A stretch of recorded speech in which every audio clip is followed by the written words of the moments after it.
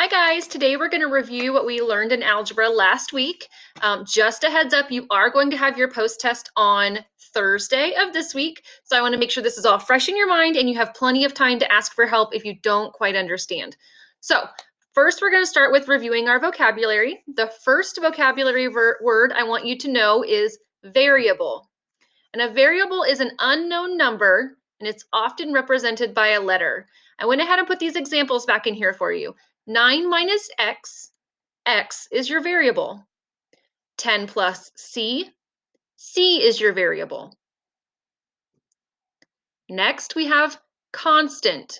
And a constant is the value that's not going to change or what we know. So this is what we know in the equation. For example, 9 minus x, we know 9 is going to be 9. So 9 is the constant.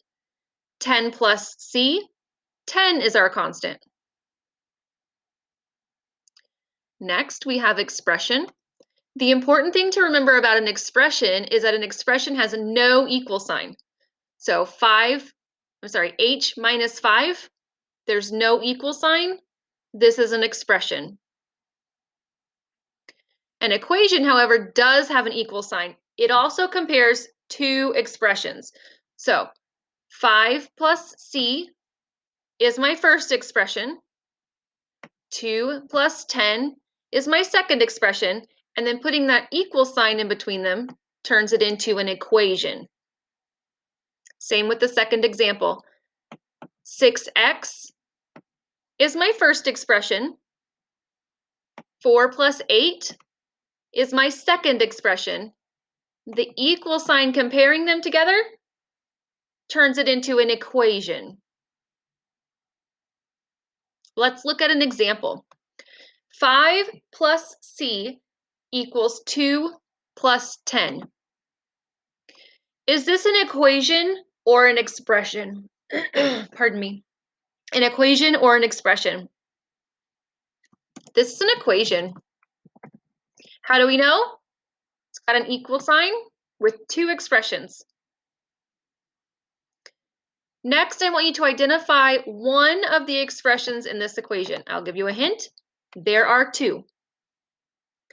The first one might be 5 plus c.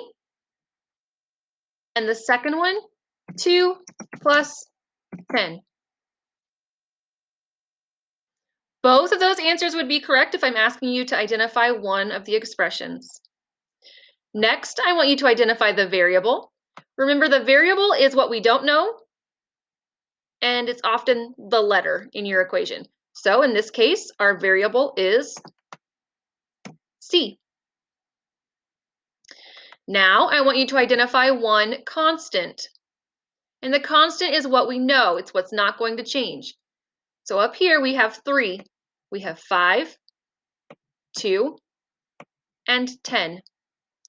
So if I ask you on your test on Thursday, identify one constant in this equation, you could tell me 5, 2, or 10, and any of those answers would be correct. Now we're going to solve this equation to find c. You're going to start by adding 2 plus 10 to get 12, and then rewrite your equation. You're going to replace this 2 plus 10 with the answer you got, which is 12, and our equation becomes 5 plus c equals 12. Now we just have to solve for c. 5 plus what gives you 12? 7. So c equals 7. Do you understand? If not, I want you to reach out to me or Mrs. Law for help because I really want to make sure you get this. Take a brain break, look back over your notes if you need to, and then we're going to talk about equations with two variables and order of operations.